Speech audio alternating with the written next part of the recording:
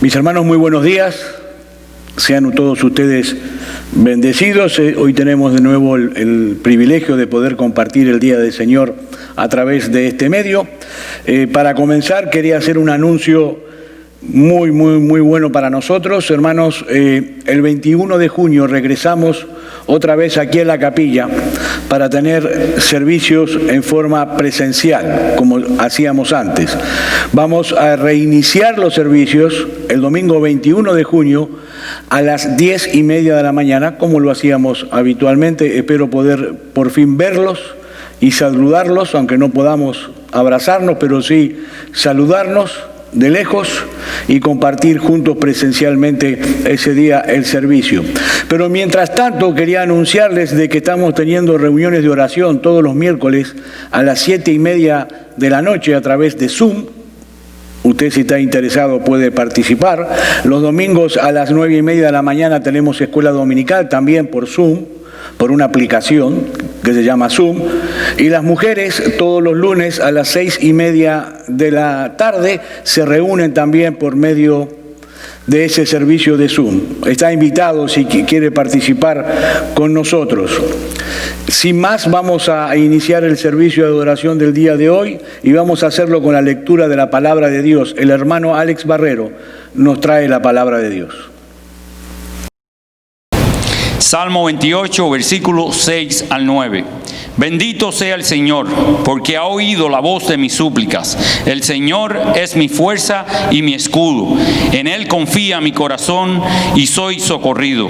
Por tanto, mi corazón se regocija y le daré gracias con mi cántico. El Señor es la fuerza de su pueblo y Él es defensa salvadora de su ungido. Salva a tu pueblo y bendice a tu heredad. Pastoréalos y llévalos para siempre. Vamos a orar, hermano. Señor Todopoderoso y Eterno, te damos gracias en esta mañana por este nuevo día que tú nos regalas. Grande es tu fidelidad y tus misericordias son nuevas cada mañana. En esta hora confesamos tu santo nombre y nos gloriamos en tus alabanzas. Te aclamamos porque tú eres bueno, porque tu misericordia siempre es eterna. Padre, te pedimos que aumentes nuestra fe para que no nos desviemos en ningún momento de tu santa palabra. Aumenta en nosotros la esperanza y el amor, y que siempre podamos obedecer todos tus mandamientos para que nada nos aparte de tu obediencia.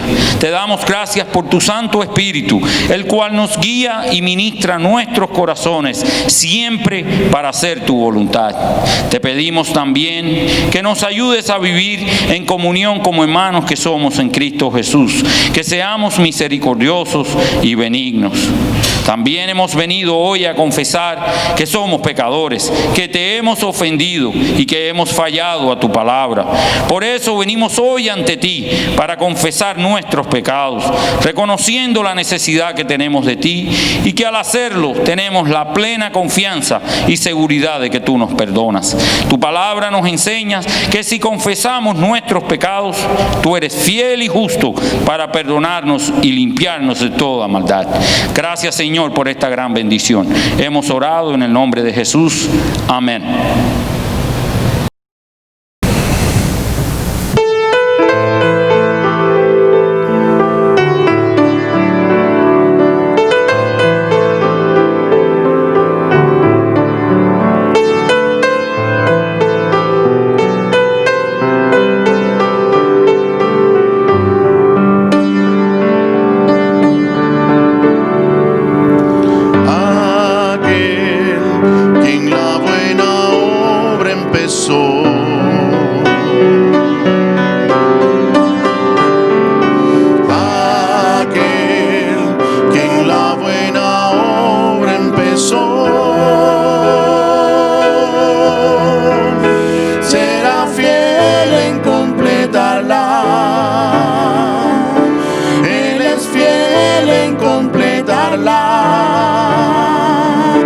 El que la comenzó será fiel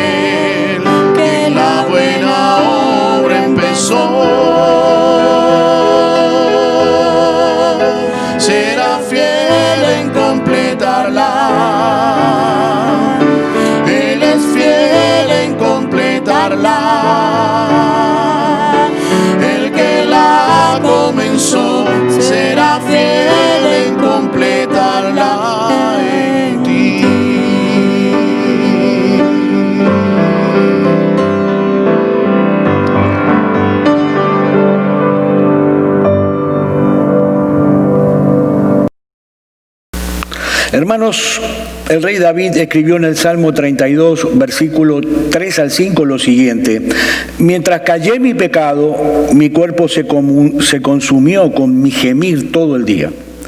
Porque de día y de noche tu mano pesaba sobre mí, mi vitalidad se desvanecía con el calor del verano. Te manifesté mi pecado y no encubrí mi iniquidad. Dije, confesaré mis transgresiones al Señor, y tú perdonaste la culpa de mi pecado. El rey David estaba siendo confrontado con su pecado. Entonces escribió en el Salmo estas palabras. Mis hermanos, si nosotros somos verdaderos creyentes genuinos, tenemos la gran bendición de saber que la salvación no se pierde. No hay ningún pecado que nos haga perder la salvación. Pero el pecado, aunque ya no es nuestro amo, nuestro dueño, sigue siendo un enemigo cruel en nosotros, entonces pecamos. Al igual que el rey David. ¿Y qué sucede cuando pecamos? Bueno, que nuestra relación con Dios se daña, se resquebraja, se interrumpe, porque Dios aborrece el pecado. ¿Qué dice la Biblia respecto a eso? Bueno, el rey David es claro. Debemos venir delante del trono de la gracia y presentar en él nuestras iniquidades, nuestras transgresiones, nuestros pecados. Y eso es lo que vamos a hacer en esta mañana. Allí donde estén, en el lugar donde se encuentren mirando este video, hermanos, vamos a tomar unos cuantos segundos para que cada uno en forma personal con Dios venga delante de Él y presente sus pecados. Tomemos unos segundos.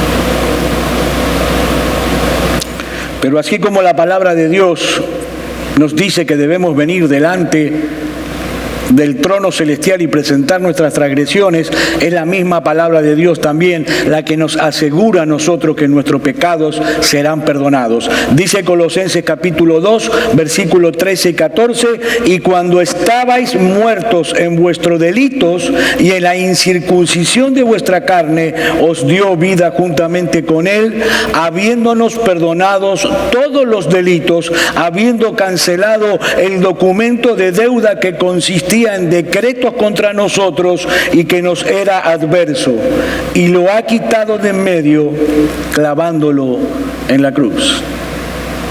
Pero así también como tenemos la oportunidad de venir delante de Dios y presentar nuestros pecados y recibir su perdón, mis hermanos, también nosotros tenemos la bendición de venir delante de Él para presentar nuestros diezmos y nuestras ofrendas. También como un modo de alabanza y de gratitud por todo lo que Dios nos da cada día sin merecerlo nosotros.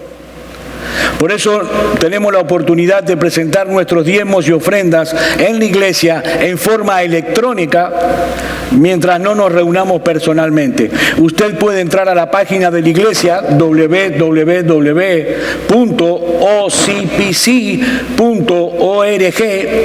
Allí en el extremo superior derecho hay una ventana que dice Give.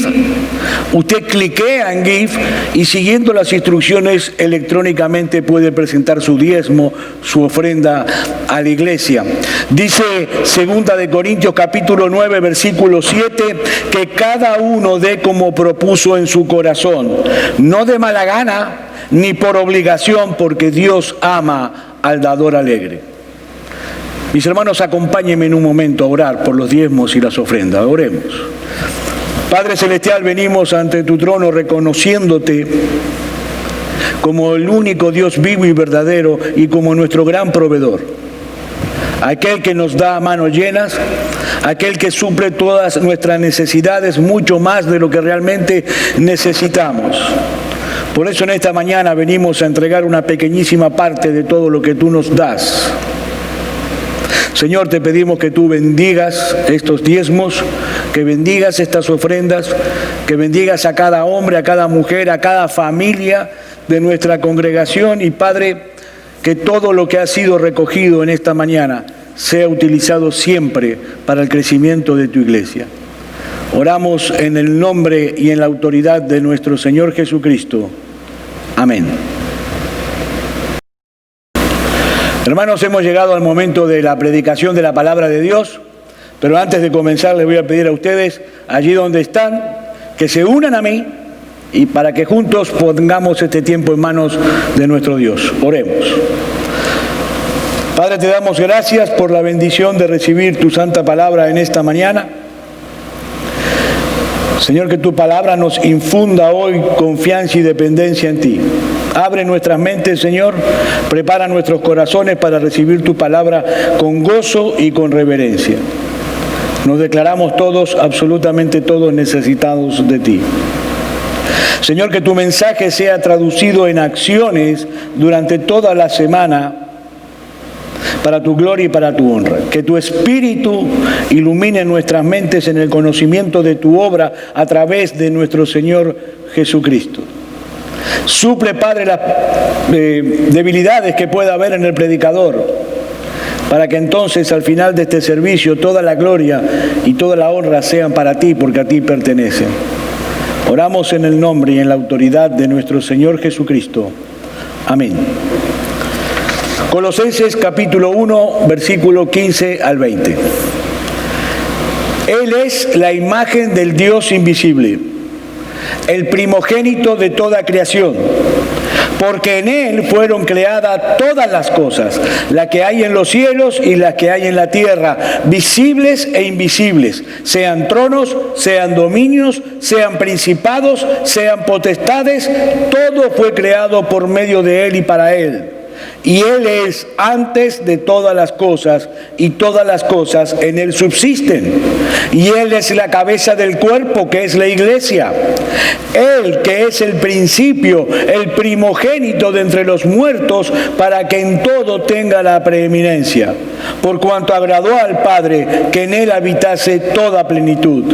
Y por medio de Él reconciliar consigo todas las cosas, así las que están en la tierra como las que están en los cielos, haciendo la paz mediante la sangre de su cruz. Amén. Es palabra de Dios. Mis hermanos, la estructura gramatical de este pasaje que yo acabo de leerles es en realidad una sola oración, que ha sido dividida en versículos cuando se escribió el Nuevo Testamento. Muchos estudiosos de las Escrituras suponen que puede tratarse de un himno que era cantado en la iglesia del primer siglo, que Pablo adoptó para este pasaje, y que esta porción posee muchas características que son propias de la poesía, y que fue escrito con esas características para poder transmitir a los lectores de este pasaje la gran carga emocional que estas palabras contienen. ¿Por qué? Porque la poesía es mejor que la prosa para transmitir las emociones. Pablo acaba de escribir en el versículo 14 de este primer capítulo de Colosenses que nosotros tenemos redención por su sangre, el perdón de pecados, y que hemos sido trasladados a su reino por medio del Padre. Pero ahora el apóstol quiere mostrarnos a nosotros algo de la grandeza de ese Cristo que nos rescató. Y mis hermanos, lo que Pablo ha escrito en estos versículos es uno de los pasajes más maravillosos, más sublimes, más excelsos de todo el Nuevo Testamento acerca de la persona del Señor Jesucristo, y es también uno de esos pasajes en que el predicador se siente totalmente incapaz de poder transmitir a sus oyentes, aunque más no sea una pequeña porción de toda la gloria de Cristo que está encerrado en estas palabras. Vamos a dividir este mensaje en 3 puntos o 3 encabezados. En primer lugar, en el versículo 15 vamos a ver la preeminencia de Cristo en general. En segundo lugar, en los versículos 16 y 17 veremos la preeminencia de Cristo sobre la creación. Y finalmente en los versículos 18 al 20 veremos la preeminencia de Cristo sobre la redención. Veamos entonces nuestro primer punto. Versículo 15, otra vez dice: Él es la imagen del Dios invisible, el primogénito de toda creación. Ahora, nosotros no debemos olvidarnos el hecho de que Pablo escribió esta carta a la iglesia de Colosas, que estaba siendo atacada por falsos maestros y por falsas doctrinas que intentaban hacer creer a esos hermanos que la salvación ofrecida por Cristo era una salvación insuficiente, incompleta, que faltaba algo más aparte de Cristo, para poder vivir una vida cristiana adecuada, una vida cristiana más plena, más completa. Es decir, que el ataque no solamente venía dirigido con la intención de minimizar la salvación, sino que también tenía el objeto de minimizar al Salvador, porque si la salvación es insuficiente, entonces Cristo es insuficiente. Estos falsos maestros decían: oh sí, mis hermanos, tienen toda la razón, Cristo es muy importante en la creación. Posiblemente sea la creación más importante de Dios, pero ¿saben una cosa? No es suficiente. Eso no es suficiente. Y esta herejía, porque es una herejía, tenía una fuerte influencia de Grecia. La filosofía griega enseñaba que lo espiritual era mucho más importante que lo carnal. Es decir, que este mundo físico era malo, era bajo, era inferior, y que lo espiritual era mucho más importante. Por lo tanto, ellos consideraban que era absolutamente imposible que un ser espiritual, un Dios bueno como Dios, se encarnara en algo tan bajo, tan malo, tan vil como un cuerpo humano. Ellos no podían concebir la idea de un Dios encarnado. Ese es el motivo por el cual Pablo escribe este pasaje, para presentar a Cristo en toda su gloria, en toda su majestad, en toda su poder, pero al mismo tiempo mostrando la obra de redención que ese Cristo llevó a cabo a través de su encarnación en un cuerpo humano exactamente igual al tuyo, mi hermano, exactamente igual al mío, derramando hasta la última gota de su sangre en una cruz romana. Ese Cristo glorioso, ese Cristo sublime, ese Cristo excelso, mi hermano, un día se hizo hombre y habitó entre nosotros. Por eso Pablo es que comienza, antes que nada, estableciendo la naturaleza esencial de Cristo, diciendo: Él es la imagen visible del Dios invisible. Y esta palabra imagen es la palabra griega icon, de donde viene nuestra palabra ícono, que todos sabemos lo que significa, ¿no? Un ícono es el reflejo o la representación exacta de algo. Por ejemplo, en Génesis capítulo 1, versículo 26, la Biblia dice que el hombre fue hecho a imagen de Dios. Entonces podemos decir que el hombre, más que cualquier otra criatura que haya sido creada en el mundo, refleja o representa algo de lo que Dios es.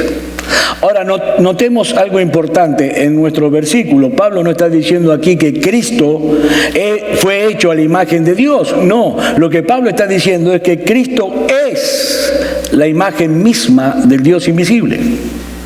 Él es la imagen visible de un Dios invisible. Para decirlo de otra manera, mis hermanos, Cristo es la representación exacta de todo lo que Dios es. En Juan capítulo 14, versículos 8 y 9, la Biblia nos dice: Felipe le dijo: Señor, muéstranos al Padre y nos basta. Jesús le dijo: tanto tiempo hace que estoy con vosotros y no me has conocido, Felipe. El que me ha visto a mí, ha visto al Padre. ¿Cómo pues dices tú, muéstranos al Padre? La única imagen que representa a Dios perfectamente es Jesucristo. ¿Por qué? Por la sencilla razón de que Él es Dios. Él es el Dios encarnado, mi hermano. Si tú quieres saber cómo es Dios, simplemente mira a Cristo, porque Él lo representa a la perfección. Mira, hay muchas cosas que nosotros podemos aprender acerca de Dios contemplando su creación. Esa es la enseñanza del Salmo 19, ¿no? Cuando dice: los cielos cuentan la gloria de Dios y el firmamento anuncia las obras de sus manos. Y Pablo dice en Romanos capítulo 1 que a través de lo creado el Dios invisible se ha hecho visible. Pablo dice: las cosas invisibles de Dios, su eterno poder y deidad, se hacen claramente visibles por medio de las cosas hechas. Pero sin embargo, mis hermanos, esa revelación que Dios nos ha dado a través de la creación, así de sublime como es una revelación insuficiente. Hay muchos aspectos de la naturaleza misma de Dios que nosotros no podemos deducir simplemente mirando la creación. Pero cuando miramos a Cristo, allí tenemos un reflejo completo, un reflejo fiel de todo cuanto Dios es. Esa es una de las enseñanzas centrales del apóstol Juan al inicio de su evangelio. ¿Qué dice Juan capítulo 1, versículo 1? En el principio era el Verbo, y el Verbo era con Dios, y el Verbo era Dios. Y agrega en el versículo 14: y aquel Verbo fue hecho carne y habitó entre nosotros, y vimos su gloria, gloria del unigénito del Padre, lleno de gracia y de verdad. Y finalmente dice en el versículo 18: a Dios nadie lo vio jamás, el unigénito Hijo que está en el seno del Padre, Él le ha dado a conocer. Mis hermanos, solo Cristo y nada más que Cristo puede darnos un conocimiento fiel y verdadero acerca de la persona del Padre. Dice Hebreos capítulo 1, versículo 3, el cual siendo el resplandor de su gloria y la imagen misma de su sustancia, y quien sustenta todas las cosas con la palabra de su poder, habiendo efectuado la purificación de nuestros pecados por medio de sí mismo, se sentó a la diestra de la majestad en las alturas. El autor de la carta a los Hebreos está diciendo aquí que Jesucristo es la representación exacta de Dios, porque posee su misma sustancia. Él posee todos los atributos que hacen que Dios sea Dios. Así que Él es la imagen visible de un Dios invisible. Pero el versículo sigue diciendo también que Cristo es el primogénito de toda creación. Y aquí hay que hacer una salvedad, una aclaración, porque esta parte del versículo a veces es mal interpretada. Hermanos, la palabra primogénito en el griego tiene dos acepciones, es decir, tiene dos significados distintos. Una es la que nosotros conocemos, que nosotros entendemos y nosotros utilizamos, que significa el primero de algo. Es decir, el primer hijo en la vida de cualquier persona, sea hombre o mujer, ese es su primogénito. Es el primero. Y esto daría a entender que Cristo es el primero que fue creado. Esa es la acepción que utilizan los testigos de Jehová para negar que Jesucristo es el Dios encarnado, el Hijo de Dios, la segunda persona de la Trinidad. Pero la acepción que utiliza Pablo aquí es otra. Y habla de primero en rango, primero en posición, primero en dominio, primero en autoridad. Y hay ejemplos en la Biblia de esta palabra. Por ejemplo, en Éxodo capítulo 4, versículo 22, Dios le dice a Moisés: y dirás a Faraón, Jehová ha dicho así, Israel es mi hijo, mi primogénito. Ahora, mis hermanos, Dios no está diciendo aquí que Israel fue el primer pueblo que Él creó, porque hubo muchos pueblos antes que Israel. Lo que Dios está diciendo es que para Él, Israel tenía un lugar de autoridad, de rango, de posición con respecto a los demás pueblos superior. Lo mismo encontramos en el Salmo 89, versículo 27. Dios aquí está hablando de David, el rey de Israel, un tipo de Mesías en el Antiguo Testamento. Y dice Dios: yo también le pondré por primogénito, el más excelso de los reyes de la tierra. Mis hermanos, David no fue el primer rey de Israel, fue Saúl. Y tampoco fue el primer rey que hubo en la tierra, hubo muchos reyes antes que él. Lo que Dios está diciendo aquí es que para él, David tenía un tipo de rango, un tipo de posición, de dominio, de autoridad superior a cualquier otro rey. Y esa es la acepción que utiliza Pablo en el versículo 15 de nuestro texto, diciendo que Jesucristo es el primogénito de toda creación. ¿Saben por qué, mis hermanos? Porque en Él fueron creadas todas las cosas. Y Él es antes de todas las cosas, y todas las cosas en Él subsisten. Ahora, yo creo que la prueba más fuerte respecto a este tema es que la Biblia misma llama a Cristo el unigénito Hijo de Dios. Y esta palabra unigénito está compuesto por dos vocablos. Uno es la palabra mono, que significa único, y otro es la palabra genos, que significa especie, significa clase. De manera que la Biblia nos está enseñando que como Hijo de Dios, Cristo es único en su clase. No hay otro igual. Todos nosotros somos hijos de Dios por adopción. En cambio, Cristo lo es de una manera que ninguno más lo puede ser. Pablo entonces está diciendo aquí en este primer versículo que Cristo tiene preeminencia en general. Cristo tiene toda la autoridad, todo el dominio, todo el rango, toda la supremacía. Veamos ahora nuestro segundo punto. Pasamos a los versículos 16 y 17. Porque en Él fueron creadas todas las cosas, las que están en los cielos y las que están en la tierra, visibles e invisibles, sean tronos, sean dominios, sean principados, sean potestades. Todo fue creado por medio de Él y para Él. Y Él es antes de todas las cosas, y las cosas en Él subsisten. Ya vimos la preeminencia de Cristo en general, veamos ahora la preeminencia de Cristo sobre la creación. Y vamos a utilizar una ilustración, una imagen para entender mejor. Supongamos que nosotros compramos un terreno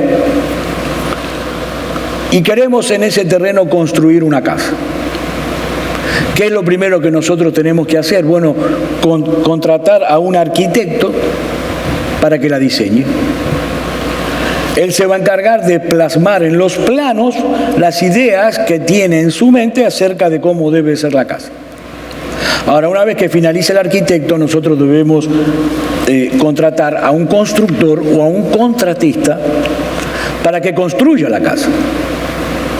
Él va a poner los cimientos de la casa, va a comenzar a construir la estructura paso a paso hasta que la casa esté totalmente terminada en el techo. Luego nosotros nos mudamos, porque ese es el propósito de la casa, ¿no? Comenzamos a vivir en ella. No se trataba la casa de un museo o de un monumento para contemplar, no, era para ser vivida, ese es el propósito. Ahora, a medida que pasan los años, nosotros vamos a tener que ocuparnos de sustentar esa casa.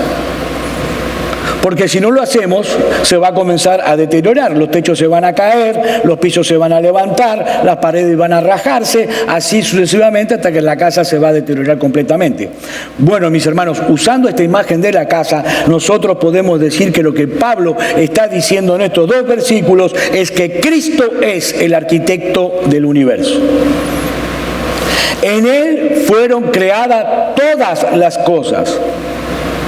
Mis hermanos, todo lo que existe, absolutamente todo lo que existe, no es otra cosa más que lo que Él diseñó cuando estaba haciendo los planos de toda y cada una de las cosas que habrían de existir.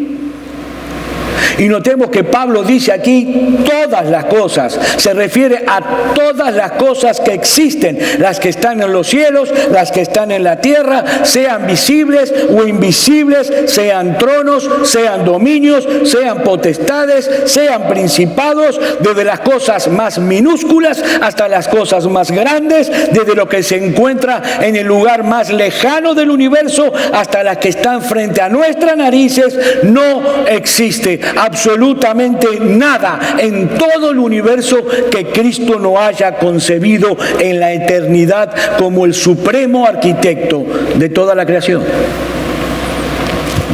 Pero Él no solamente es el arquitecto, sino que también es el contratista. Él es también el artesano. Todo fue creado por medio de Él. Y la pregunta es, bueno, pero ¿cómo lo hizo? Bueno, dice Génesis en todo el capítulo 1, y dijo Dios, toda la creación fue hecha por medio de la palabra de Dios. Dios dijo y fue hecho. Ahora, ¿quién es la palabra de Dios? Bueno, dice Juan en el capítulo 1 que leímos hace un momento, los versículos 1 al 3, en el principio era el verbo, y el verbo era con Dios, y el verbo era Dios. Este era en el principio con Dios. Todas las cosas por Él fueron hechas, y sin Él nada de lo que ha sido hecho fue hecho. Mis queridos hermanos, los millones y millones y millones de estrellas que forman parte de las millones y millones de galaxias que existen en el universo, Él las hizo una por una. Y dice el libro de Isaías que además le puso nombre a cada una de ellas. Mi hermano, mi hermana, cualquier cosa que venga a tu mente en este preciso momento que exista, ha sido creada por Cristo Jesús. Cualquier cosa. Pero estos versículos nos dicen que Cristo no solamente es el arquitecto, Cristo no solamente es el contratista, el constructor de toda la creación, sino que además Él es el propósito por el cual todas las cosas fueron hechas. Dice Pablo que todo fue hecho para su gloria, todo fue hecho para su propósito, todo fue creado para la alabanza de la gloria de su nombre, para que nosotros podamos ver en todas esas cosas destellos de su inmenso poder, destellos de su inmensa soberanía, y nos postremos delante de Él a adorarlo y a engrandecer su santo y bendito nombre. Él es el propósito de la creación. Y todavía no hemos terminado, mis hermanos, porque hay más. Porque Cristo no solo es el arquitecto, Cristo no solo es el contratista, el constructor, no solo es el propósito de toda la creación, sino que también Él es el sustentador de todas las cosas. Dice el versículo 17, y Él es antes de todas las cosas, y todas las cosas en Él subsisten. Y fíjense el énfasis que tiene Pablo en todos estos versículos en repetir todas las cosas. Todas, literalmente todas las cosas encuentran en Cristo su cohesión. Mis hermanos, el universo no es como dicen los científicos, que es un sistema autónomo que funciona por sí mismo, independiente de todo. Hay gente que cree que Dios creó todas las cosas, sí, pero como a un reloj, le dio cuerda y lo dejó que siguiera funcionando solo. Pero eso no es así, así no es como funcionan las cosas, mis hermanos. Todas esas famosas leyes de la naturaleza que mencionan continuamente los científicos no son más que nombres que el hombre ha dado a la actividad preservadora de Cristo sobre todo el universo. Si no fuera por su poder obrando minuto a minuto, segundo a segundo sobre toda la creación, mis hermanos, los planetas se saldrían de su órbita y se chocarían unos con otros. El sol dejaría de emitir calor y se apagaría como un fósforo. En síntesis, todo desaparecería y sería convertido en nada. Cada segundo, no cada minuto, cada segundo 400 millones de toneladas de hidrógeno son convertidas en helio en el corazón de nuestro Sol. Y nuestro Sol es solamente uno de los millones y millones y millones de soles que existen en todo el universo, todos iluminando a la misma vez, todos dando calor a la misma vez, todos dando energía a la misma vez, simplemente porque Cristo los mantiene de esa manera. En otras palabras, mis hermanos, sin la acción preservadora de Cristo, este universo dejaría de ser un cosmos para transformarse en un caos. Así de simple. Él es preeminente sobre toda la creación. Y llegamos así a nuestro tercer y último punto de este mensaje. Ese Cristo, que es la imagen visible del Dios invisible, el primogénito de toda creación, que tiene preeminencia sobre toda la creación, también fue colocado en el centro del plan de redención de Dios, con todo lo que eso implicó para Él. Dicen los versículos 18 al 20, y Él es la cabeza del cuerpo que es la iglesia, Él que es el principio, el primogénito de entre los muertos, para que en todo tenga la preeminencia. Por cuanto agradó al Padre que en Él habitase toda plenitud, y por medio de Él reconciliar consigo todas las cosas, así las que están en la tierra como las que están en los cielos, haciendo la paz mediante la sangre de su cruz. Pablo nos señala aquí a Cristo como la cabeza del cuerpo, que es la iglesia. Y al contrario de lo que enseñaban estos falsos maestros en Colosas, los cristianos sí podemos encontrar absolutamente todo lo que necesitamos para una vida espiritual profunda, estable, fuerte, únicamente en Cristo. La iglesia depende de Él de la misma manera que el cuerpo depende de la cabeza para funcionar correctamente.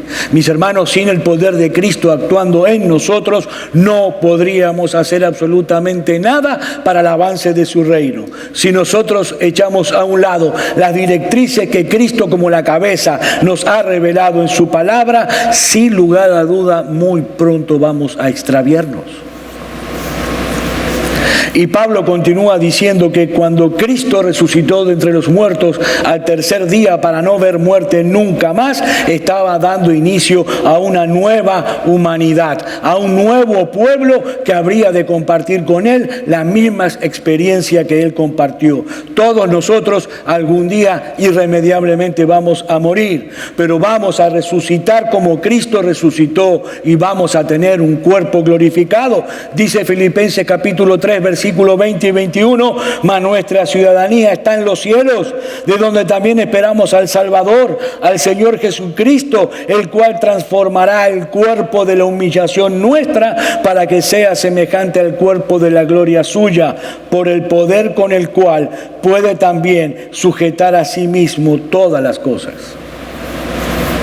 Y dice el versículo 18 de nuestro texto, que todo esto es para que en todo Él tenga la preeminencia. Es decir, mi hermano, para que Él tenga la preeminencia en todo, no solamente los domingos cuando tú vienes a la iglesia, ahora que vamos a volver dentro de un par de domingos, o cuando tú estás haciendo un devocional en tu casa, o un estudio bíblico, no, sino para que Cristo tenga la preeminencia en cada momento de tu vida, en tu trabajo, en tu negocio, en la escuela, en tu casa, en la playa, en el supermercado, en el campo, donde sea que tú te encuentres, que Él tenga la preeminencia en todo. Mis hermanos, Dios quiere que nosotros vivamos de tal manera que Cristo luzca glorioso. Dios quiere que nosotros vivamos de tal manera que Cristo luzca hermoso, luzca majestuoso. Ese fue el propósito de Dios y ese debe ser nuestro propósito todos los días de nuestra vida. Dice el versículo 19 que en Él habita toda la plenitud, no una parte de la plenitud, sino toda la plenitud de la deidad. Mis hermanos, cuando ese bebé se estaba formando en el vientre de María, ese bebé ya era 100% Dios y 100% hombre. En ese bebé ya habitaba toda la plenitud de Dios. Por esa razón, Él pudo llevar a cabo su propósito en la tierra, como dice el versículo 20, y por medio de Él reconciliar consigo todas las cosas, así las que están en la tierra como las que están en los cielos, haciendo la paz mediante la sangre de su cruz. Y debemos tener cuidado con este versículo que ya acabo de leer, porque Pablo no está diciendo aquí que algún día toda la humanidad será salvada. No es lo que Pablo está diciendo, sino que él está diciendo que los escogidos, los elegidos, los predestinados por Dios serán reconciliados con Él, porque antiguamente, antes de recibir a Cristo en nuestro corazón, nosotros éramos enemigos de Dios, y ahora por medio de la obra redentora de Cristo en la cruz, somos adoptados en su familia como hijos. Pero ¿saben qué, mis hermanos? Llegará el día en que los pecadores rebeldes y todos los demonios serán puestos por estrados de su pie. Y aunque no todos se arrepentirán, aunque no todos se salvarán, dice la Biblia que toda rodilla se doblará y toda lengua confesará que Jesucristo es el Señor, para la gloria de Dios el Padre. Hermanos, todas las fuerzas hostiles del mal que todavía permanecen en rebeldía contra Dios, algún día serán completamente subyugadas para que no se haga más el mal en este mundo. Todos los efectos dañinos del pecado serán erradicados para siempre, y por primera vez en toda la historia humana después de la caída, en el universo reinará la paz por los siglos de los siglos. Y todo eso, mis hermanos, por lo que ese Cristo glorioso hizo en la cruz del Calvario. Es por eso que Pablo dice en Romanos capítulo 8, versículo 20, que la creación aguarda ansiosa la redención de los hijos de Dios. La redención espera la llegada de ese día. Para finalizar, veamos la aplicación que tiene este pasaje que hemos estado estudiando juntos en esta mañana. Y lo primero que tengo que decirte, mi hermano, es no trates de buscar en las cosas creadas lo que solamente podrás hallar en el Creador. Mi hermano, no te rebajes. Te lo ruego, no te rebajes buscando la felicidad en las cosas creadas, porque Dios te salvó. Dios te abrió los ojos para que tú no te dejes engañar con todas esas tonterías banales que el mundo ofrece. Mi hermano, no dejes que te cambien espejitos de colores por oro. Dios quiere que tú encuentres tu felicidad, por supuesto, tu plena felicidad. Dios quiere que tú encuentres todo lo que tu alma necesita para vivir en plenitud, pero en aquel que creó todas las cosas, no en la creación. Mi hermano, no hagas lo que es imposible de hacer.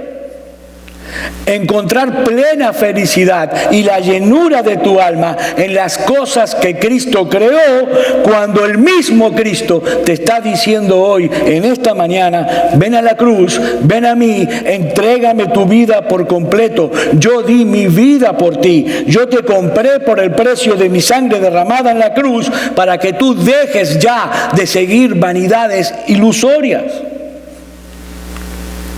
Mi hermano, el peor pecado no es ser homosexual, o ser un asesino, o ser un ladrón, o ser un adúltero, o ser un mentiroso. No, el mayor pecado es no vivir para la gloria de Cristo.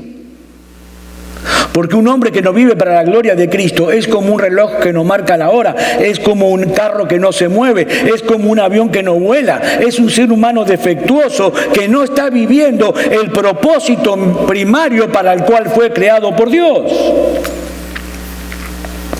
Mis hermanos, a la luz de esta gloriosa realidad que acabamos de ver, de la preeminencia de Cristo en todo, que nada ni nadie nos robe la gozosa, la sublime gratitud que debemos tener por el hecho de estar en Cristo.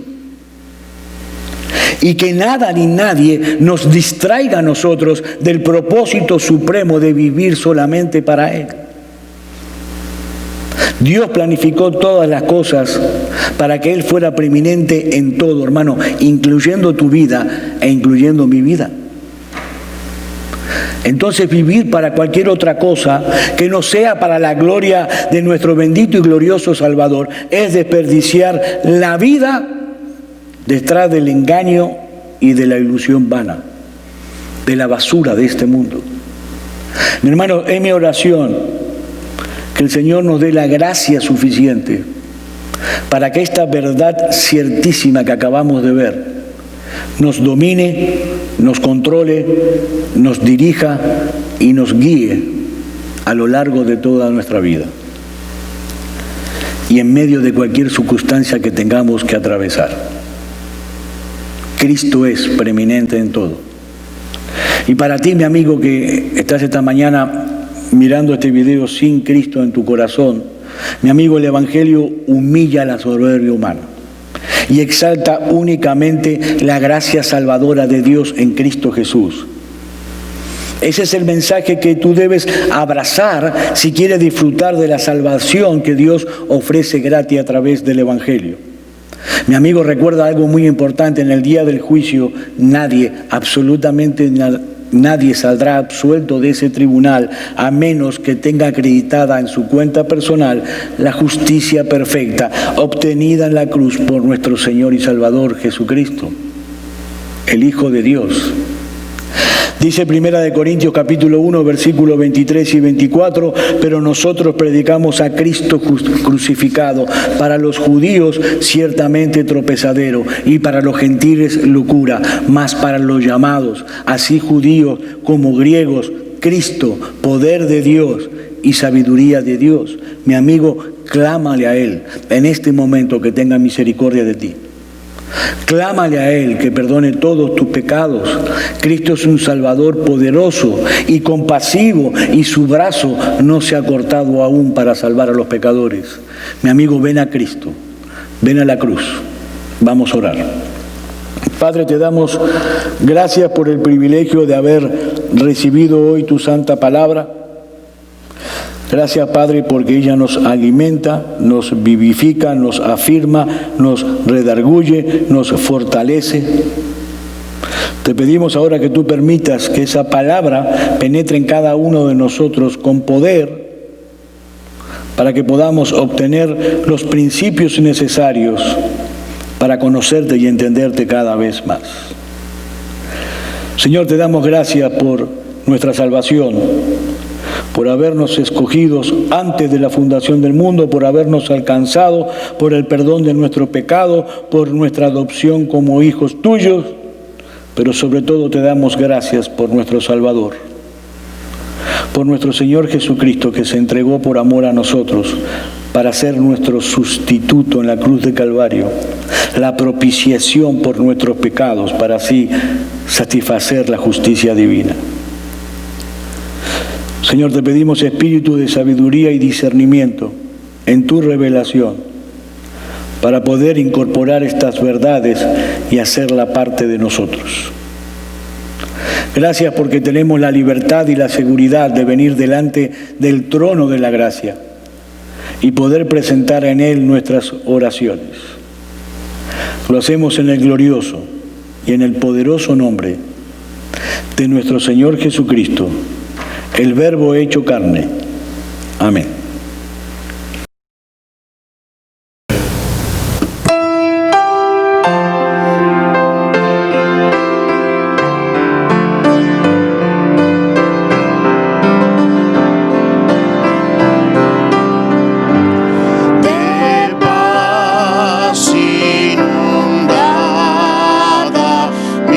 Senda ya esté.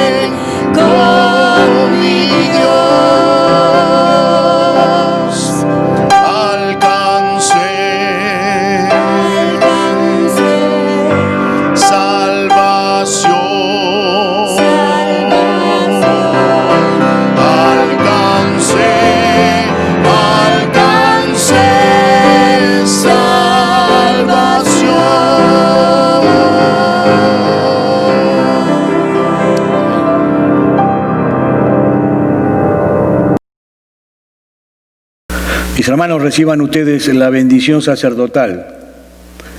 El Señor te bendiga y te guarde. El Señor haga resplandecer su rostro sobre ti y tenga de ti misericordia.